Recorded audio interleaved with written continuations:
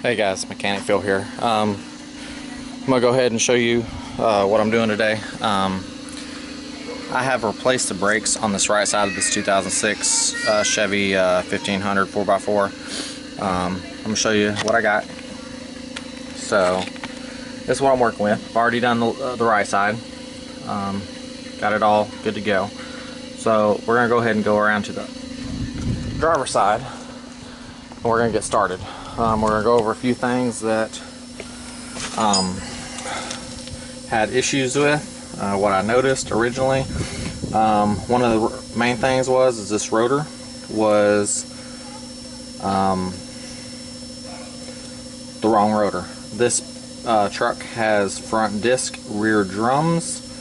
Depending on the model, you can have disc on front and rear. This one only had it on the front, but the problem is on your disc on all four wheels, it's a lot shorter. So it had the wrong rotors on here. The pads were overhanging about, probably half an inch, because I had the wrong pads on here. Another thing is on this here caliper. You see all that nastiness right there? That is the paint coming off because of washers, or copper washers that were the wrong ones. I actually had to use vice grips to get these off. This right here is one of them. Normally it is nice and round. This one is a triangle. I have no idea what had happened. This is the other one that was on there. So this is one thing that I've already fixed. It's a 11 mil bolt that goes to the caliper hose or brake hose on the caliper. Another thing I like to do is on these, when installing this type of caliper system, I like putting a couple lug nuts on. I usually do them backwards.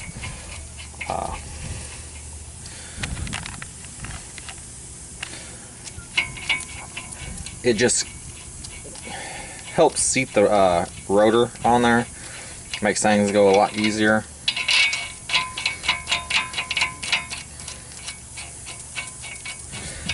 That way you're not fighting to get the rotor on there. It's already on there nice and smooth. So I'm gonna go ahead and set you up and we're gonna get to it. Depending on what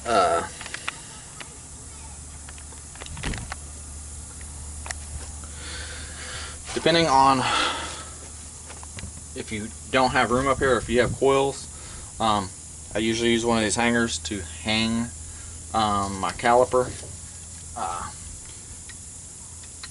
just like so. That way you don't want to put any tension on this hose. But since we do not have that on this model, we just had it right there out of the way. One of the first things we're going to do, since this is a new rotor, is it has a coating on your surface. I've already done the back. All you do is just spray the rotor down and wipe it.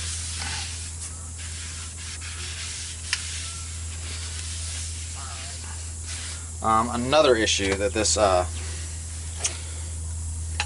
caliper had, or vehicle had, the caliper brackets.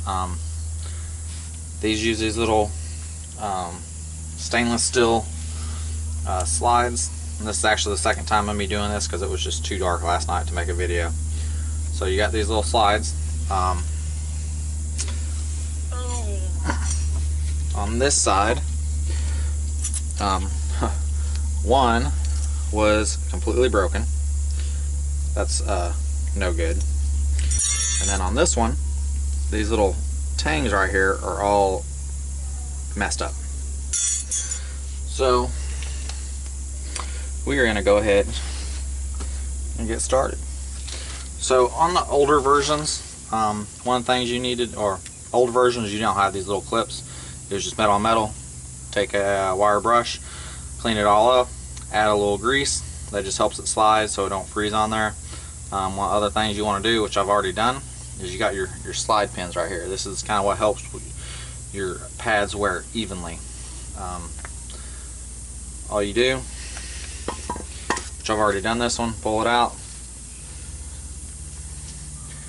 Wipe the grease off. Make sure it's nice and clean, not rusted. If it is, you can use a wire brush. This is what I'm using, Permatex Ultra Disc Brake Caliper lube. Used it for a long time, haven't had any issues. Just gonna apply light coating on here. Another thing you would do is you would go and you could spray brake parts brake cleaner up in here a few times, get it all nice and clean. Go ahead and slide that in. One thing to do is these things should move nice and freely. 360 degrees. Some of them are slotted, but you want them to move freely. Alright, next thing is we're going to install this bracket. Actually, before that, we're going to twist this. Just give me a little better access. I am going to put some blue Loctite on these bolts.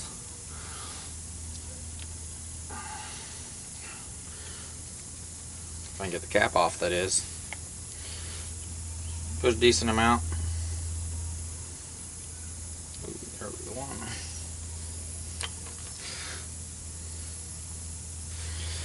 Just like so. Get this caliper bracket up here, just like so.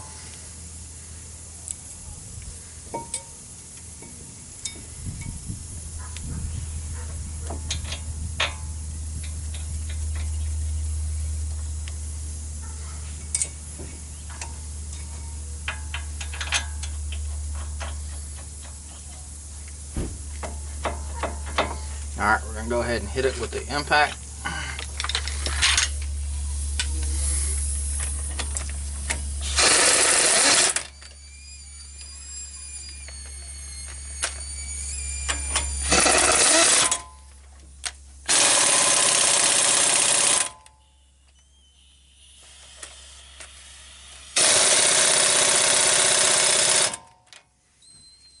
Alright, next thing we're going to do, we have our new pads. You have this wider one that goes in the back because you have this part of the rotor that it would make contact with. So this will go in the back. Then slide it up in there, just like so.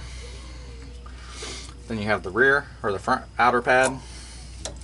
It slides up.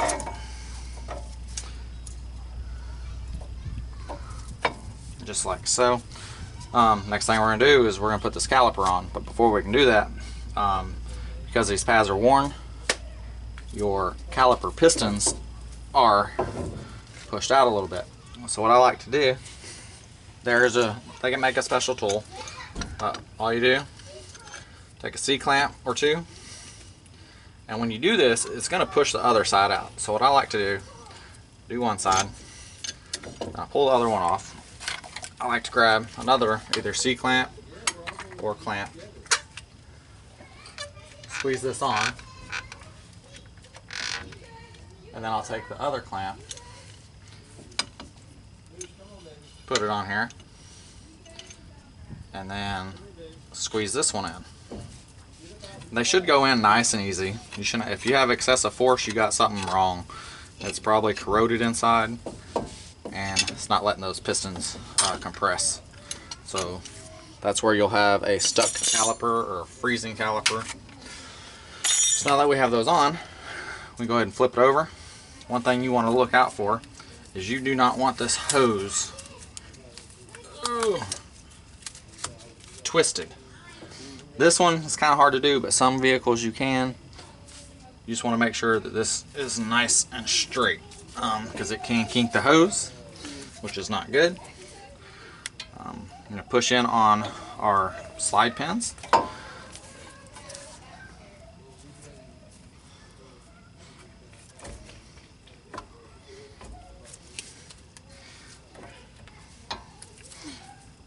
And this one. Next thing we're going to do, get our bolts. These are 19 mil. You have to use a wrench on these.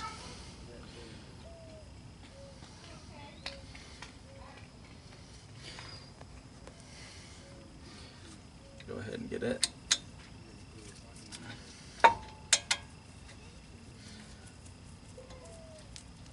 On here. Top and bottom. Now the next thing we're going to do, get our socket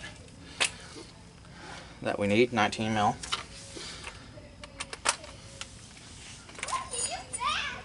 And take our 19 mil wrench, get it on this inside,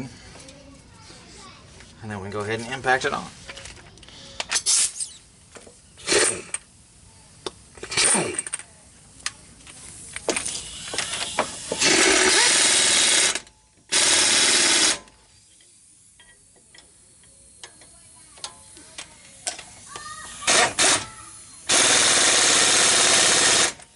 Just like so. Alright. And now that we have everything on there, we're good. One thing you need to do before actually taking this vehicle out is the next thing we're going to do is actually bleed the brakes. But if you weren't bleeding the brakes, which is a good idea, before you move this vehicle, you want to go in there and pump the brake pedal numerous times until you can feel that you're got the pressure you need. Because if you go to drive off and you don't do that, you won't have brakes. And if you have a car pull out in front of you and you try to hit the brakes, nothing's going to happen. So now that we got all that done, we're going to go ahead and pull these nuts off. And now we can go ahead and jack it up, take it off, put our tire back on. But I'm actually going to leave these on so I can bleed the brakes. It just makes bleeding it so much easier. But this is how I do it. If you have any questions, comments, concerns, please leave them below. If you haven't already subscribed, please do so. You'd help the channel out. Just starting, so the more that I have, the better.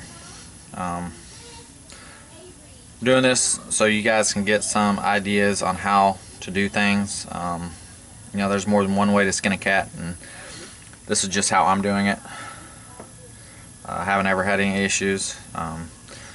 So if you will, we'll catch you on the next video. Have a nice day.